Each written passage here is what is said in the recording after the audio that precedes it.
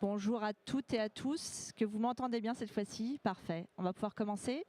Tout d'abord, un grand merci à toute l'équipe du Salon Énergie Meeting de nous permettre ce temps d'intervention et d'échange avec vous, puisqu'on vous permettra en fin d'intervention, il y aura quelques minutes pour que vous puissiez nous poser quelques questions si vous en avez. Je suis Prisca Lopez-Vautzel. J'interviens aujourd'hui en tant que référente bas carbone pour la société ArcelorMittal Building Solutions. Et si vous m'entendez bien, je suis Julien Molinier de la société Rockwool. Je suis sur les sujets au développement, sur les sujets énergie et carbone. Voilà, donc avec Julien, nos deux sociétés partagent la même conviction en matière de décarbonation. C'est pour ça qu'on intervient ensemble aujourd'hui pour vous expliquer comment les matériaux responsables et bas carbone que sont l'acier X-Carb d'ArcelorMittal et la laine de roche de chez Rockwool transforment le bâtiment. Alors, l'agenda de notre intervention, tout d'abord, on va mettre un peu de contexte et ensuite, on vous expliquera la vision de la décarbonation de nos deux sociétés. On terminera par un retour d'expérience chantier. On est en train de construire la première plateforme logistique bas carbone de France, fabriquée à 100% avec de l'acier bas carbone X-Carb et de la laine de roche de chez Rockwool. Alors, le contexte, vous le connaissez tous. Le bâtiment représente 25% des émissions de gaz à effet de serre en France. On se doit également d'obtenir la neutralité carbone à horizon 2050. Et puis, vous avez de plus en plus de contraintes pour construire en neuf avec l'ARE 2020 et ses seuils qui se durcissent. Et puis également, au mois de mai, à partir du mois de mai, dépôt de permis de construire, tous les bâtiments tertiaires qui vont rentrer aussi sous le giron de l'ARE 2020. Les labels BREEAM, NF Habitat HQE, voilà, qui vous obligent à utiliser de plus en plus de matériaux décarbonés. Il y a aussi le contexte de la SNBC3 qui est en cours d'écriture. Et ce qui est quand même intéressant, c'est que pour le moment, ce qui se projette, c'est une augmentation de l'effort de 6% dans le bâtiment. Alors cette augmentation, elle vient de quel sujet exactement? Elle vient notamment du fait des objectifs européens, mais aussi du fait que les forêts, notamment françaises, stockent moins. On s'était projeté sur du 50 millions de tonnes par an de stockage carbone et on est plutôt autour des 20-25. Donc moins de stockage, plus d'objectifs de réduction. Et c'est là-dedans que Rockwool et ArcelorMittal s'investissent. Alors, on va rentrer dans le vif du sujet de la vision de la décarbonation par ArcelorMittal Building Solutions. Donc, le constat, la production de l'acier en France représente 5% des émissions de gaz à effet de serre. C'est 7% dans le monde. Donc, c'est des chiffres qui sont peut-être significatifs pour vous, mais en même temps, on fabrique beaucoup d'acier chaque année. C'est même le deuxième matériau le plus échangé dans le monde après le pétrole. Et en France, chaque année, c'est 10 millions de tonnes d'acier qui sont fabriquées. Donc l'acier est omniprésent dans notre environnement. 52% de la production part dans le bâtiment et les infrastructures. On en a dans l'automobile, on en a dans nos électroménagers. Ce qui est surtout très intéressant avec l'acier, c'est que c'est un matériau qui est 100% recyclable à l'infini, sans perdre jamais ses performances, qu'elles soient mécaniques ou physiques. Même nos déchets de hauts fourneaux, donc les fameux laitiers de hauts fourneaux, peuvent être réintroduits dans le circuit de l'économie circulaire et venir aider à la décarbonation du ciment en remplacement du clinker. On a une démarche RSE qui se veut très engagée avec deux leviers, donc la décarbonation de nos sites de production, principalement les hauts fourneaux, et puis accompagner nos clients, vous accompagner bien sûr en vous aidant à concevoir des bâtiments qui soient plus responsables et plus respectueux de l'environnement. Donc pour ça, on va utiliser de plus en plus chez nous des ressources d'énergie renouvelables. On va réduire nos déchets, réutiliser, recycler et puis construire l'avenir en préservant la nature et la biodiversité. Vous avez ici à l'écran la carte d'Europe de tous nos sites de production d'acier, tous nos fourneaux, avec des investissements programmés, que ce soit sur les fours à arc électrique, sur la réduction directe à l'hydrogène. Si vous avez suivi l'actualité, vous savez qu'il y a des gros investissements qui vont arriver sur notre site de Dunkerque dans le Nord. Aujourd'hui, on a un site de production, l'Étoile Orange à la frontière espagnole, donc notre site de Sestao à côté de Bilbao, qui est d'ores et déjà prêt pour fabriquer de l'acier bas carbone X-Carb.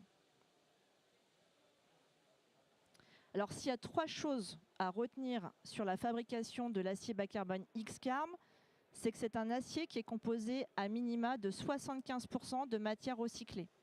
c'est 20% dans la fabrication de l'acier traditionnel. Il est fabriqué dans un four à arc électrique qui est alimenté à 100% par de l'électricité renouvelable, ici du solaire et de l'éolien. Et comme je vous le disais tout à l'heure, on garde exactement les mêmes performances avec un acier X-Carb qu'un acier de fabrication traditionnel. Grâce à cet acier, notre matière première, on est capable de vous proposer l'ensemble de notre gamme chez ArcelorMittal Building Solutions, que ce soit le bardage, la couverture, les planchers collaborants. On fait également des modules 2D de façade préfabriqués. Tout ça, on est capable de vous le proposer en acier bas carbone X-Carb. Vous avez ici à l'écran l'ensemble de nos sites de production. Comme vous pouvez le constater, on a un excellent maillage territorial. Ce qui est également intéressant avec notre partenaire Rockwool. Rockwool est juste en bas à droite du drapeau français, donc ils sont dans le Puy-de-Dôme. Donc c'est un partenaire important pour nous en matière de laine de roche, qui se trouve à proximité très centrale de nos usines, ce qui nous permet de réduire, on a réduit en un an de 20% notre empreinte de CO2 en transport intersite grâce à l'utilisation du carburant baissant. Comment on fabrique nos produits? On va aller acheter une bobine bas carbone X-Carb Acestao qu'on va acheminer chez nous. On va la décaper, on va ensuite la laminer pour lui donner la bonne épaisseur et la bonne dimension. On va la galvaniser pour prévenir la rouille. Et on a la chance chez nous de posséder nos propres lignes de pré-laquage, ce qui n'est pas la même chose chez tous nos concurrents. On a 3 lignes de pré-laquage, donc on fabrique l'ensemble de la bobine. Tout est fait chez nous. Ensuite, on va mettre en forme les produits, soit par profilage, tout en automatique pour des géométries assez classiques, traditionnelles, des solutions plutôt économiques. On est capable aussi de faire du pliage pour répondre à toutes vos envies, qu'elles soient architecturales, sur mesure, voilà, des projets d'envergure, ou en panneau sandwich, comme avec Rockwool pour la laine de roche. Tous ces produits en acier bas carbone X-Carb, on a fait un gros travail sur les FDES individuels. Donc vous allez pouvoir obtenir sur tous les profils et parements de façade jusqu'à 54% de réduction de poids carbone, 56% sur les supports d'étanchéité. Et on a une FDES en cours de vérification sur les panneaux sandwich laine de roche. Et là, vous obtiendrez un gain carbone de 46%. Donc ces FDES individuels, vous avez l'habitude maintenant, vous les retrouvez sur notre site internet ou sur la base Ignes. Mais ce que j'ai souhaité aujourd'hui vous mettre en exergue, c'est le simulateur et générateur de FDES Safe Construction. Vous allez retrouver sur Safe tous les produits en acier et vous allez pouvoir personnaliser vos FDES, qu'elles soient collectives ou individuelles. Parce que si vous ne partez pas sur de l'acier bas carbone X-Carb, vous avez quand même le droit chez nous à toute la gamme sous FDES collective. Vous allez pouvoir la personnaliser avec l'adresse de votre chantier, la masse surfacique de votre produit, la générer et l'intégrer dans votre moteur de calcul d'analyse de cycle de vie du chantier. Hop, je vais prendre un petit... Merci Prisca. Donc je vais continuer pour Rockwool sur la stratégie Rockwool. Je vais commencer d'abord par un point étape de où en est Rockwool. Ensuite j'irai rapidement sur la stratégie du groupe et ensuite comment ça se traduit en termes d'investissement et de décarbonation. Tout d'abord, donc, notre usine qui alimente le marché français, elle est composée de 3 lignes. Elle est au centre de la France, dans le Puy-de-Dôme. Elle a 45 ans de savoir-faire et déjà, ce qu'on peut noter, c'est que sur les 3 lignes, il y en a déjà une en électrique, ce qui nous permet d'avoir des premiers retours d'expérience sur la fabrication en électrique. L'autre petit point, c'est qu'en termes d'approvisionnement, son côté central, elle est notamment dans le Massif central, lui permet d'avoir beaucoup d'approvisionnement en matières premières. 80% des matières premières proviennent de moins de 180 km, donc de carrières et de matériaux provenant aux alentours. On parle notamment de basalte. Pour la FDES, l'électrique, on se base notamment sur une gamme chez Rockwool qui s'appelle l'EcoRock Duo. Alors là, on parle d'isolation sous enduit. C'est un produit qu'on utilise beaucoup en rénovation de copropriété par exemple, et on a déjà une FDES électrique, alors on en a 4 même sur la gamme. Vous pouvez le voir ci-dessous, le positionnement de cette FDES en électrique par rapport à d'autres produits en laine de roche pour la même application et pour la même performance. c'est notre manière de comparer les produits et de nous projeter sur notre gain qui est de l'ordre de 56 à 73% par rapport aux concurrents et plus de 81% par rapport à des DED. Bon, les DED sont surtout pour des concurrents qui sont discrets, on va dire, sur le marché français, mais qui peuvent toujours être présents. Donc on voit déjà une baisse non négligeable. Cette baisse qu'on a eue avec le four électrique de Saint-Éloi-les-Mines, on l'a eu aussi, ce retour d'expérience sur d'autres technologies, d'autres usines. Et ça a permis au groupe d'avoir une stratégie dans le long terme basée sur les Science Based Target Initiative. Alors c'est un nom un peu barbare, mais en gros c'est une méthode scientifique de vérifier nos objectifs annuellement et de vérifier qu'on répond aux accords de Paris, qu'on est bien en ligne avec les accords de Paris. Donc l'objectif intermédiaire qui a été défini par le groupe et qui est disponible dans notre rapport développement durable, c'est 2034, une baisse de 38% d'ici 2034 de nos émissions absolues. Donc là, c'est ce graphique qui le reflète de manière plus visible. On peut se concentrer notamment sur les deux barres de droite vis-à-vis des objectifs SBTI, où on voit qu'entre 2019 et 2034, on a un objectif de baisse de 38%, et on est alors 18% sur le graphique, mais le dernier rapport est paru la semaine dernière, et on est à 20% maintenant, notamment grâce à l'électrification de l'usine suisse, Flumroc. Donc en fait cet objectif d'électrification, il se traduit effectivement opérationnellement par des usines qui se transforment petit à petit, un engagement fort de Rockwool avec en 2021 une usine en Suède, en 2024 une usine, je disais en Suisse, j'en parlais tout à l'heure, et puis maintenant l'usine française qui électrifie ces deux autres lignes, pour un investissement total de 100 millions d'euros. Alors c'est des lignes qui seront électrifiées. Là maintenant on a les lignes haute tension qui permettent d'arriver, mais donc c'est une transformation de l'usine qui va être engagée pour la ligne 1 de fabrication fin 2026 et fin 2027 pour la ligne 2. Donc on peut s'attendre à des FDES courant 2028, oulala, 2028, voilà, en électrique pour nos produits. Globalement, la réduction à l'échelle du site, pour avoir un ordre de grandeur, c'est 60% de réduction des émissions de gaz à effet de serre du site. Alors où est-ce qu'on souhaite aller? Je prends un autre cas et un autre isolant qui a une forte part de marché chez Rockwool, c'est le cas de la toiture terrasse, notamment en bâtiment métallique. Alors là j'ai pris le cas de la toiture terrasse classe C, donc faite pour recevoir des panneaux photovoltaïques, en laine de roche pour des questions d'incombustibilité et de sécurité. Et du coup, ce qu'on voit, c'est qu'actuellement, on a globalement une position traditionnelle qui est située sur la partie grise.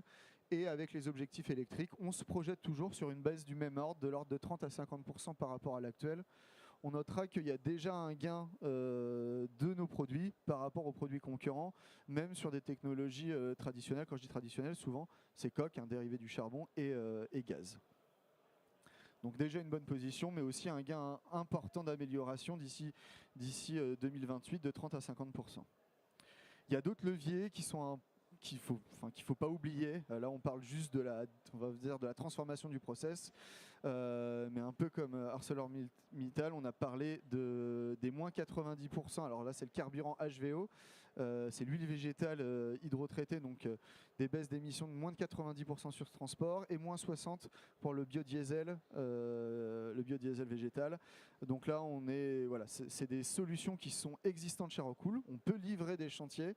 Alors c'est plus de 2500 m², mais on peut livrer des chantiers sur la base de ces transports.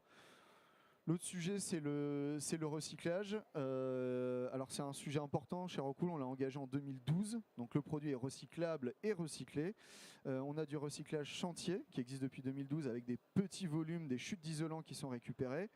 Globalement, depuis 2012 jusqu'à 2020, on tournait à peu près 70 tonnes par an récupérées. Ce n'est pas des volumes gigantesques pour Rockwool. Par contre, depuis 2020, on parle maintenant de Rockcycle Reno, donc une solution de récupération des isolants en laine de roche en fin de vie, en dépose sur le chantier. Donc là, on parle tout de suite de volumes beaucoup plus importants. Et comme le montre le graphique ci-dessous, on est passé cette année à plus de 5000 tonnes recyclées en 2025. Donc une belle évolution depuis les années 2020. Et puis le dernier sujet, on aime bien le rappeler, c'est la durabilité de la performance.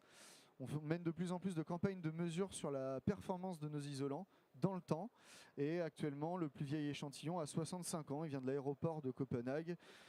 Ça se veut assez logique parce que le groupe est danois, donc les plus vieux isolants proviendront probablement de ce secteur. Et donc on a on a des résultats en tous les cas de performance qui sont équivalents en termes de lambda, de rigidité ou de densité de l'isolant. Donc un isolant qui n'a pas bougé dans le temps. Et c'est important dans une logique de durabilité de la performance et d'être à peu près sûr des temps de retour carbone des isolants notamment. Ensuite, on va passer sur le projet Leuretex, le retour d'expérience. Voilà, merci Julien. Maintenant qu'on vous a expliqué la performance de nos matériaux, on va faire un retour d'expérience sur la première plateforme logistique réalisée à 100% en acier bas carbone X-Carb et donc laine de roche chez Rockwool. On a la chance d'avoir un promoteur logisticien qui nous a fait confiance, c'est la société Virtuo, qui est une entreprise à mission. La plateforme est en cours de construction sur Chavagne, en Vendée, avec l'entreprise de pose partenaire, donc Soprema à Nantes. La superficie au sol de cette plateforme, c'est 18 750 m². C'est une première tranche, puisque le parc aura 2 autres bâtiments pour totaliser au total 70 000 m². Bien sûr, on est conforme à la réglementation ICPE 1510 et surtout, il y a une labellisation BREEAM Excellent avec des objectifs environnementaux que vous voyez à l'écran. L'accent a été mis sur la performance énergétique, la gestion de l'eau, l'intégration paysagère comme vous pouvez le voir sur la photo et puis surtout la valorisation aussi de la biodiversité locale. Pour le positionnement en laine de roche Rockwool, on voit déjà un comparatif qui a permis aussi d'orienter vers nos produits, mais un comparatif Rockwool de l'état actuel, d'autres solutions, d'autres laines de roche. Bon, globalement, même si on a analysé l'ensemble des produits, c'est quand même l'isolation sous étanchéité qui fait quand même le gros du poids carbone de ce projet. Et ensuite, la projection en Rockwool, en projection électrique, où on voit, bon, alors on a toujours un petit peu de marge parce que tant qu'on n'a pas les résultats sortis d'usine, on n'a pas les résultats précis, mais on s'attend à des diminutions de cet ordre de grandeur-là, une réduction de l'ordre de 30 à 50%. Ouais. Et alors, j'ai aussi fait le petit effort de positionner ça par rapport à l'arrêté du 15 janvier pour les autres tertiaires. Alors, c'est des valeurs non modulées. J'ai pris à la louche du 670 kg par mètre carré de surface utile, qui est à peu près les niveaux de bâtiments commerciaux et industrie. Mais globalement, on voit que l'isolant actuel Rockwool représenterait 2,3% du bâtiment. Et en électrique, on serait de l'ordre de 1,3. Donc j'ai mis inférieur à 1,5, mais voilà, un poids très faible à l'échelle du bâtiment. Alors, au total, sur cette plateforme, vous avez presque 21 000 m² d'acier entre le bardage et la couverture. Si on était parti en acier de fabrication traditionnel, donc sous FDES collective, le poids carbone du projet aurait été de 609 tonnes. En acier bas carbone X-Carb, on a économisé 49% de CO2 au total sur cette opération-là, donc on est à 300 tonnes sur le projet. Donc c'était pour mettre en accent que grâce à ce projet, grâce à un seul projet, on a réussi à économiser 309 tonnes de CO2. Donc c'est l'équivalent, vous le savez, de 300 allers-retours Paris-New York en avion. C'est l'équivalent de la consommation annuelle en chauffage de 110 logements. Et c'est aussi l'équivalent de la consommation annuelle de 260 foyers en électricité. Donc nous, en tant qu'industriels, que ce soit Rockwool ou ArcelorMittal, on se doit de pousser des innovations bas carbone, mais clairement, si on veut aller agir en faveur de l'environnement et du réchauffement climatique, c'est vous, en tant que prescripteur, concepteur de bâtiments, architecte, maître d'ouvrage, bureau d'études, etc., qui avez un rôle à jouer dans tout ça. Donc n'hésitez pas à nous consulter, à aller sur nos sites internet, et si vous souhaitez poursuivre les échanges au-delà des questions que vous allez pouvoir nous poser maintenant, il reste 10 minutes, donc on est bien. On est présent sur le stand 37 qui est juste derrière. On s'équipe et on répond à vos questions tout de suite.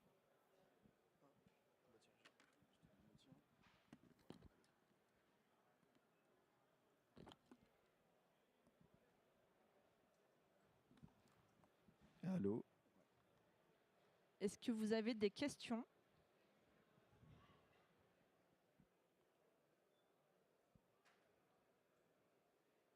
Il y a toujours une première. Il y a une question juste devant.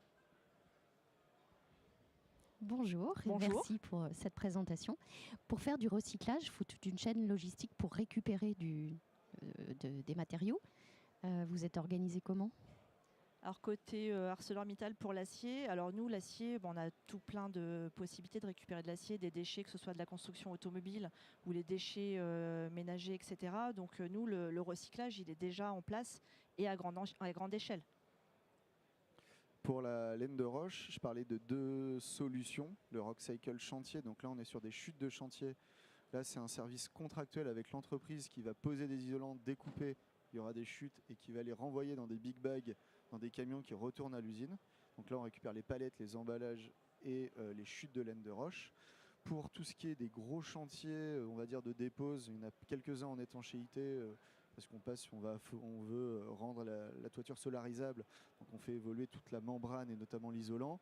Là, on dépose tous les isolants. Souvent, on passe par des centres de tri qui vont faire du compactage. Donc, on va mettre en balle. Donc, on passe d'isolant qui soit un peu plus de 100 kg du cube en densité à 1000 kg du cube, donc pour gagner sur l'effet transport.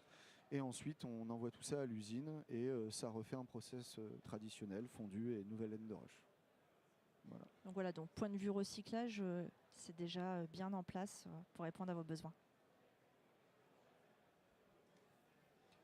Oui, moi j'ai une question. Quelles sont les nuances d'acier qui sont disponibles en X-Carb ? Alors nous aujourd'hui, moi je fabrique pas l'acier, donc je suis pas expert dans tout ce qui est nuances d'acier parce qu'il y en a énormément. Mais en tout cas, on garde exactement les mêmes nuances que ce qu'on avait aujourd'hui pour nos gammes habituelles de bardage ou de couverture. Voilà. Donc je pourrais peut-être rentrer un peu plus dans le détail avec vous, mais il va falloir que je me rapproche de la production. À moins que mon collègue derrière puisse aider la réponse, si on peut lui passer le micro.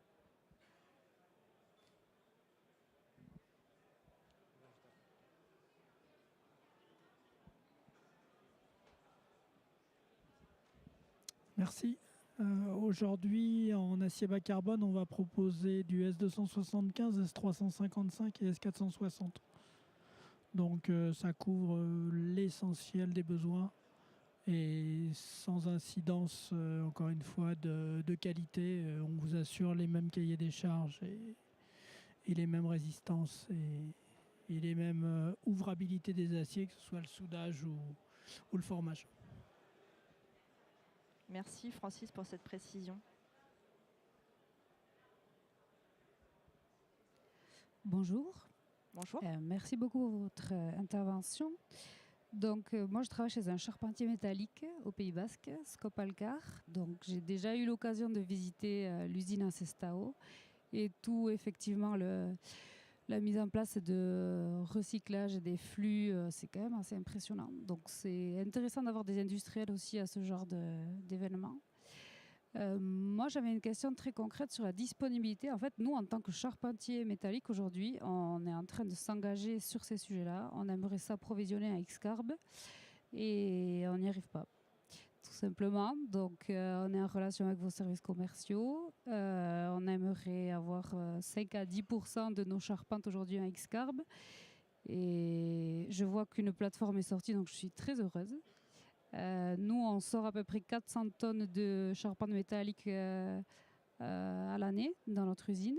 On rayonne sur tout le Grand Sud-Ouest. Et voilà, donc j'aimerais bien avoir votre contact.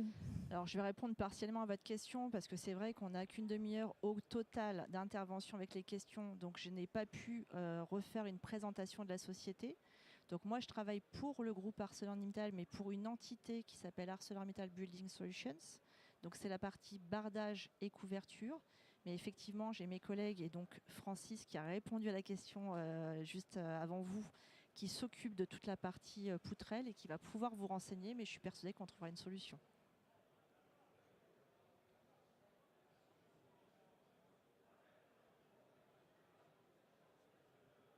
Alors juste une précision sur tout ça, l'acier bas carbone X-Carb de Sestao, il peut nous permettre à nous d'avoir des bobines d'acier pour faire du bardage, mais également pour toutes les poutrelles et tous les produits qui sont distribués par le groupe ArcelorMittal en fait.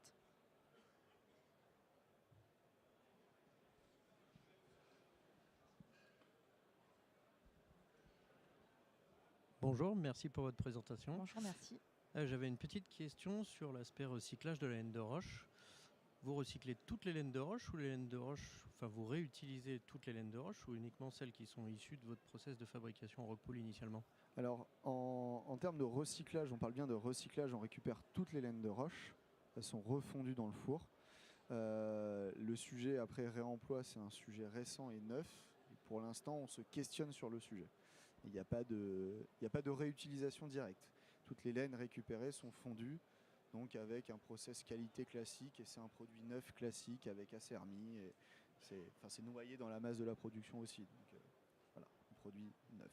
Très bien, merci.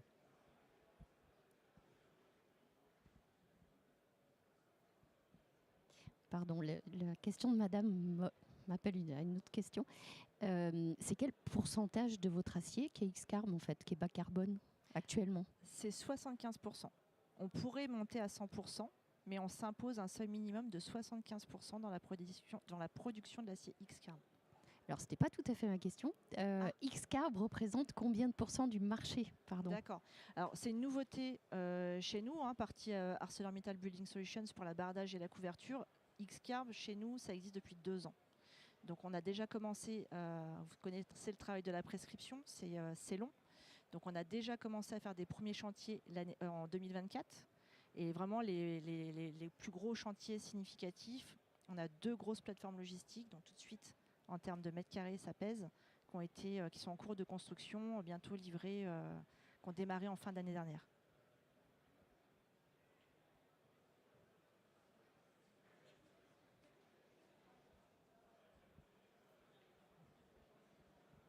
Je vais compléter la réponse à la question.